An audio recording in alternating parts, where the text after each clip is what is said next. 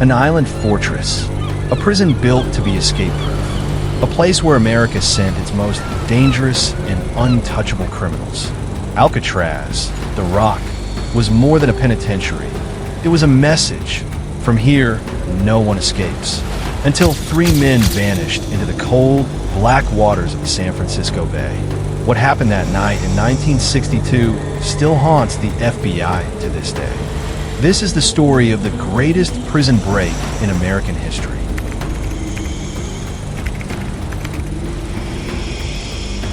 Located 1.25 miles off the coast of San Francisco, Alcatraz Island was once a military fortress, then a lighthouse, and finally, a maximum security federal prison.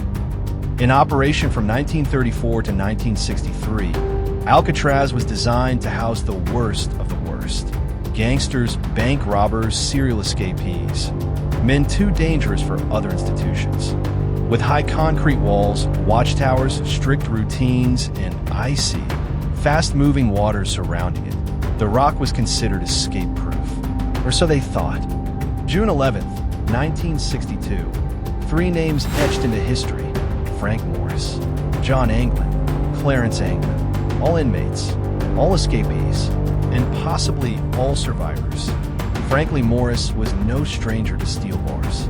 Born in Washington, D.C., and orphaned early, he bounced around foster homes and state facilities.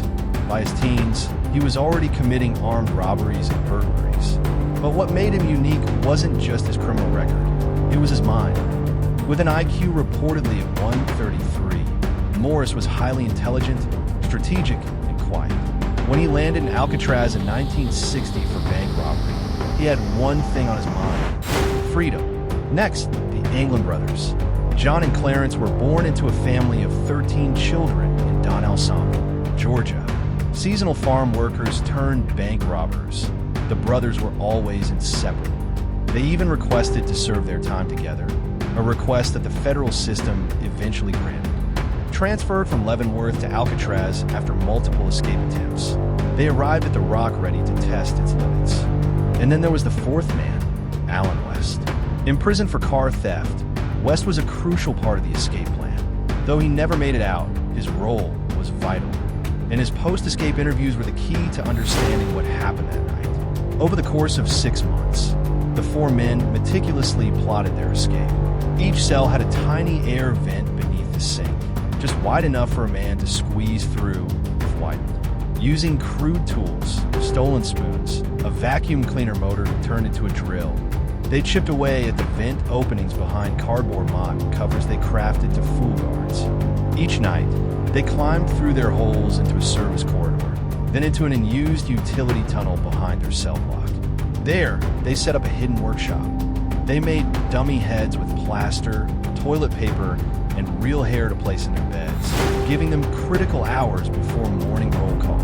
Most incredibly, they stitched together a life raft and life vests, made from 50 stolen raincoats, sealed with heat from steam pipes.